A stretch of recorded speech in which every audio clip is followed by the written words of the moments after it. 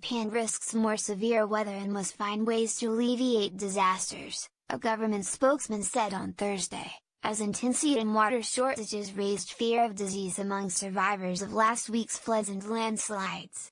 Torrential rain in western Japan caused the country's worst weather disaster in 36 years, killing 200 people, many in communities that have existed for decades on mountain slopes and floodplains largely untroubled by storms. But severe weather has been battering the country more regularly in recent years, raising questions about the impacts of global warming.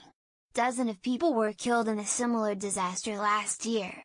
It's an undeniable fact that this sort of disaster due to torrential, unprecedented rain is becoming more frequent in recent years, Chief Cabinet Secretary Yoshihide Suga told a news conference in Tokyo.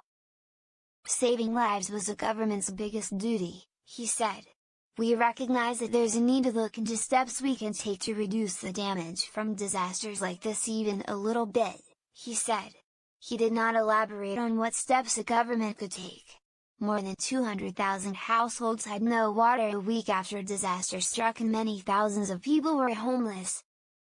With temperatures ranging from 31 to 34 Celsius, 86 to 93 Fahrenheit, and high humidity, life in school gymnasiums and other evacuation centers, where families spread out on mats on the floors, began to take a toll. Television footage showed one elderly woman trying to sleep by kneeling across a folding chair, arms over her eyes to keep out the light. With few portable fans in evacuation centers, many survivors waved paper fans to keep cool. Tight water supplies meant that people were not getting enough fluids, authorities said. Without water, we can't really clean anything up. We can't wash anything, one man told NHK television.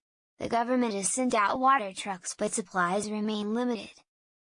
In the Hardemabi district of Kurashiki City in Okayama Prefecture, piles of water-damaged refrigerators, washing machines and furniture line the streets as residents use hoses to wash mud out of their homes. Unable to join in the strenuous work, Hisako Takeuchi, 73, and her husband, spent the past 5 nights at an elementary school that had been turned into a makeshift evacuation center. We only have each other and no relatives nearby. We aren't able to move large things and we desperately need volunteer helpers, said Takeuchi. Prime Minister Shinzo Abe, on a visit to Kurashiki on Thursday, promised to provide help as soon as possible. He is said to visit 2 other hard-hit areas on Friday and the weekend. More than 70,000 military, police and firefighters toiled through the debris in a search for bodies. Teams used diggers and chainsaws to clear landslides and cut away wreckage of buildings and trees. Many areas were buried deep in mud that smelled like sewage and had hardened in the heat.